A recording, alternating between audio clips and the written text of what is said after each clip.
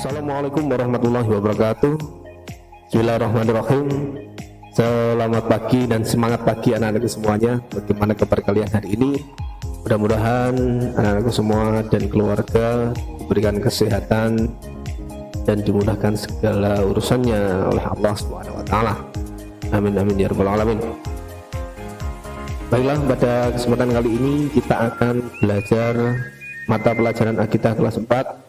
Sebelum mulai, seperti biasanya, marilah kita berdoa membaca surat Al-Fatihah dengan harapan mudah-mudahan pembelajaran kita pada kesempatan kali ini mendapatkan ilmu yang barokah dan manfaat fid dini wa dunya hatta akhirah. Amin amin ya rabbal alamin. Al-Fatihah.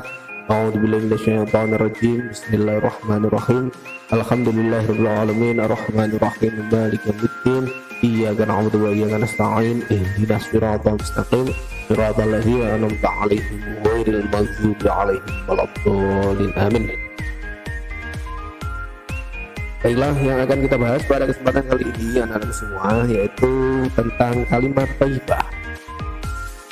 Kalimat thayyibah, sebelumnya kita harus memahami apa itu kalimat thayyibah, ya. Tahukah kalian apa itu kalimat thayyibah? Kalimat thayyibah adalah kalimat-kalimat Allah yang baik diucapkan dan mendatangkan pahala serta keridhaan Allah Subhanahu wa taala. Kalimat thayyibah itu banyak sekali macamnya. Contohnya seperti subhanallah, masyaallah, Allahu akbar, alhamdulillah, astagfirullahaladzim dan lain sebagainya.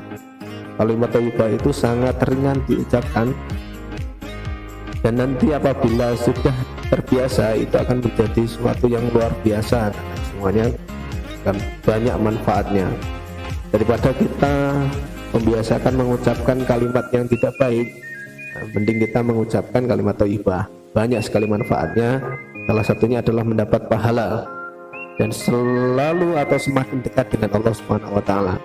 Baiklah, untuk kesempatan kali ini kita akan belajar tentang kalimat thayyibah. Yang akan kita bahas adalah kalimat thayyibah subhanallah, masya Allah, yang ketiga Allahu akbar. Kita coba lihat pada kedua gambar yang ada di papan tulis. Nah, perhatikan, ada dua gambar. Gambar tersebut adalah gambar apa anak-anak? Ya, gambar tersebut adalah gambar pantai. Nah, apa yang kita lihat di pantai tersebut? Tentunya adalah apa? Nah, tentunya adalah keadaan pantai yang sangat indah, sangat menakjubkan. Maka dari itu, ketika melihat sesuatu yang sangat indah atau sesuatu yang sangat menakjubkan, kita hendaknya mengucapkan kalimat thayyibah. Kalimat thayyibah apa Pak? Yang pas ketika kita ucapkan melihat sesuatu yang menakjubkan tersebut, Pak. Nah, kalimat yang pas yang kita ucapkan untuk melihat hal tersebut adalah kalimat thayyibah subhanallah. Baiklah, kita bahas yang pertama tentang kalimat thayyibah subhanallah. Pengertian kalimat subhanallah. Kalimat subhanallah disebut juga kalimat tasbih, yang berisi tentang kalimat pujian kepada Allah. Subhanallah artinya maha suci Allah. Kemudian diucapkan ketika melihat sesuatu yang menakjubkan atau keindahan. Ketakjuban atau keindahan tersebut murni terjadi atas kekuasaan Allah tanpa campur tangan manusia. Kemudian waktu pengucapan kalimat subhanallah yang pertama adalah melihat keindahan dan kekayaan alam ciptaan Allah Subhanahu wa taala. Misalnya gunung, lautan, langit dan lain sebagainya. Kemudian yang kedua, merasakan kebesaran atas kekuasaan Allah, melihat semua yang ada di sekeliling kita, semua yang ada di dunia ini adalah milik Allah. Nah, baru kita mengucapkan kalimat subhanallah. Yang ketiga atau C, merasa heran terhadap sikap seseorang, sikap seseorang yang baik ataupun yang kurang baik. Misalnya, wah, anak itu pandai sekali dan rajin sekali. Nah, maka dari itu kita mengucapkan subhanallah. Misalnya gini, subhanallah rajinnya anak tersebut, subhanallah pandainya anak itu, dan lain sebagainya. Kemudian Yang berikutnya berzikir setelah sholat fardu. Kalimat subhanallah sudah disunahkan mengucapkan kalimat subhanallah ini setelah sholat fardu. Biasanya disunahkan mengucapkan kalimat subhanallah sebanyak 33 kali setelah sholat fardu. Kemudian yang atau yang kelima, mengingatkan imam ketika lupa bacaan atau gerakan sholat. Nah, ini biasanya di dalam sholat jamaah masjid dengan mengucapkan subhanallah. Nanti gerakan atau bacaan yang lupa itu nanti akan dibenahi oleh imam, kemudian nanti kita akan mengikutinya.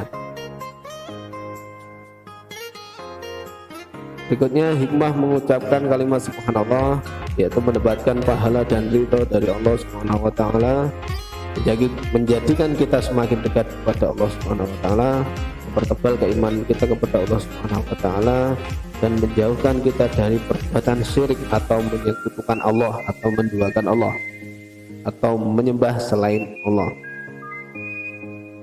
Baiklah, kalimat thayyibah yang kedua yaitu Masya Allah. Pengertiannya adalah kalimat Masya Allah artinya Allah telah berkehendak akan hal itu. Diucapkan ketika melihat sesuatu yang indah maupun menakjubkan. Akan tetapi ada peran atau usaha manusia dalam suatu kejadian atau peristiwa yang indah tersebut. Coba kita lihat pada kedua gambar tersebut, itu adalah sebuah taman bunga yang sangat indah berwarna-warni. Nah, taman tersebut adalah diciptakan atau ditata oleh manusia, walaupun bahannya itu bahannya ataupun bunganya itu yang menciptakan Allah, tapi yang menata supaya lebih menakjubkan dan lebih indah itu adalah manusia. Jadi ketika ada sesuatu hal yang indah atau menakjubkan yang ada campur tangannya manusia, maka kita disunahkan mengucapkan kalimat Masya Allah. Perbedaannya dengan subhanallah itu tadi, kalau subhanallah itu tanpa campur tangan manusia, kalau Masya Allah itu ada campur tangan manusia. Contohnya lagi selain taman tersebut, ketika kita melihat pesawat, melihat robot, atau melihat sesuatu hal yang menakjubkan yang dibuat oleh manusia, maka kita mengucapkan kalimat Masya Allah. Kemudian waktu pengucapan kalimat Masya Allah yaitu ketika melihat peristiwa yang menakjubkan. Kemudian ketika melihat sesuatu yang luar biasa atau di luar perkiraan, itu kalau kalimat thayyibah Masya Allah. Berikutnya yang terakhir, kalimat thayyibah Allahu Akbar. Pengertian kalimat Allahu Akbar, Allahu Akbar artinya Allah Maha Besar. Disebut juga kalimat takbir. Allah adalah zat yang maha besar, tidak ada yang mampu menandingi kebesaran Allah di dunia ini. Kemudian bentuk pengagungan kepada Allah dan perasaan tunduk kepada Allah merupakan tujuan atau pengertian kalimat Allahu Akbar. Kemudian waktu pengucapan kalimat Allahu Akbar yang pertama ketika azan dan iqamah. Yang kedua berzikir sesudah salat fardu, yaitu disunahkan membaca kalimat Allahu Akbar sebanyak 33 kali. Kemudian ketika pidato atau khutbah Jumat, biasanya ketika mendengar khutbah kita juga akan mendengarkan lafaz Allahu Akbar di dalamnya. Kemudian ketika melaksanakan sholat, yaitu pada gerakan takbiratul ihram atau takbir intiqal. Takbir intiqal itu adalah takbir ketika pergantian atau pergantian pergerakan di dalam sholat. Kemudian takbir pada malam Idul Fitri dan Idul Adha. Yang terakhir berjuang di jalan Allah. Berjuang di jalan Allah ini tentunya untuk membakar atau menumbuhkan semangat umat muslim saat berjuang melawan kaum kafir. Nah, ketika zamannya Nabi Muhammad dan zamannya para sahabat biasanya melantunkan kalimat Allahu Akbar untuk menumbuhkan semangat memperjuangkan agama Islam melawan kaum kafir. Kemudian hikmah mengucapkan kalimat Allahu Akbar, merasa rendah dan kecil di hadapan Allah karena yang maha besar itu tentunya dan satu-satunya adalah Allah Subhanahu wa taala. Yang kedua, selalu ingat kepada Allah. Yang ketiga, optimis dengan pertolongan Allah. Optimis itu berpikiran atau berpengharapan baik terhadap Allah. Kemudian tidak mudah putus asa. Yang terakhir, terhindar dari sifat sombong. Demikian yang dapat Bapak sampaikan untuk pembelajaran kali ini, mudah-mudahan dapat bermanfaat. Pak akhiri cukup sekian. Allahumma fiq ila aqwamit thoriq. Wassalamualaikum warahmatullahi wabarakatuh.